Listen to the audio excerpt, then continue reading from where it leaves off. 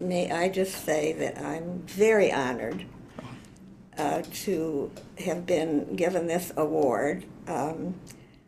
It's very unexpected, and really it doesn't belong to me. It should go to my husband, who founded and built this company, and we have followed his principles. We didn't invent them. So I am pleased to accept this on his behalf, in his memory.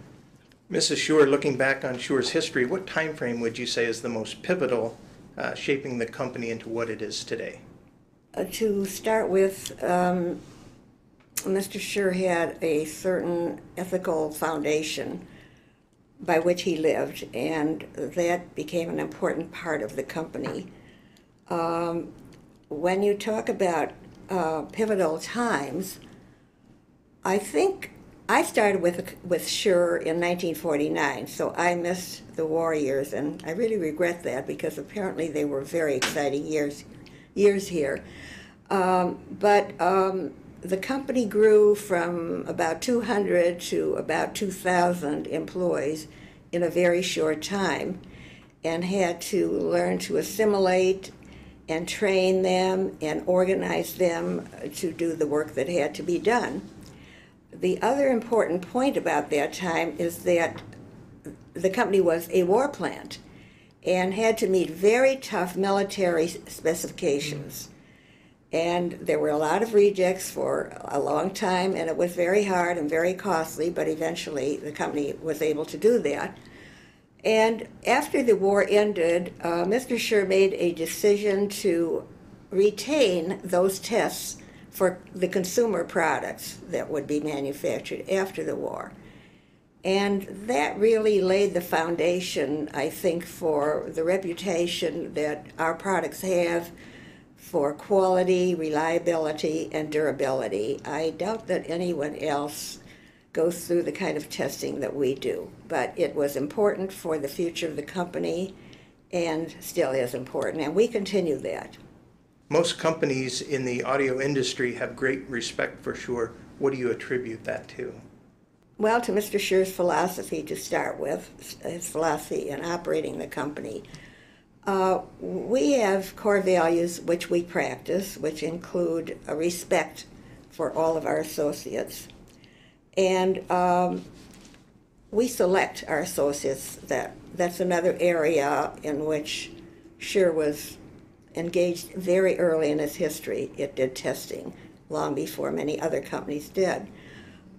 He also introduced written procedures and policies so that everyone would be treated fairly. It wasn't going to be a decision of a manager. It was in writing, and that was the way it had to be.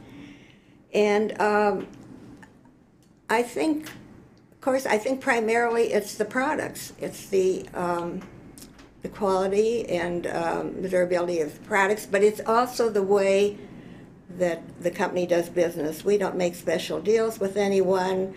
We treat everyone very ethically and fairly, our customers, our suppliers, and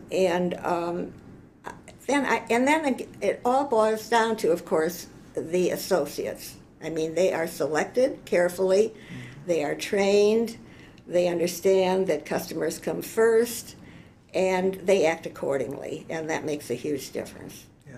Did you consider selling the company after Mr. Shure passed away? What made you make the decision to stay with the company and not to sell it? You know, I never seriously considered that. Even though I was in my 70s, I felt it was essential to continue the company for a few reasons. One is that I love the company, and I love the associates that work here. And also, you know, if you sell a company, regardless of how many promises you get, it's never going to be the same. Also, we had a lot of long service associates here, and I really felt that I owed it to them to continue the company. They had spent all or most of their careers contributing to the company's success, and I felt it was very important for them to be able to continue for the rest of their careers. So for those reasons, really, I didn't. And then I wanted to continue Mr. Shure's legacy. That was very important to me as well. What message do you have for other business owners who strive to build a business as successful as Shure?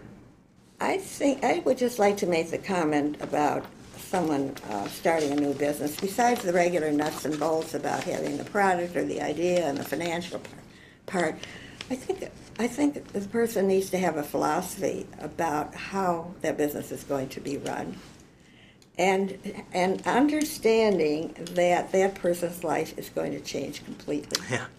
Yes. Because that person is going to be responsible for the lives of of employees, customers, suppliers, and that will become a very high priority, if not the highest priority in that person's life. That certainly happened with Mr. Shure and me.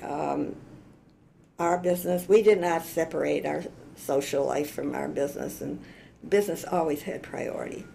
Let me ask a question about your values, your core values at Shure. Yes. We see and hear that a lot, but I'd like to hear that from you. Yes. Well, we deal with associates, customers and suppliers ethically, honestly, and fairly.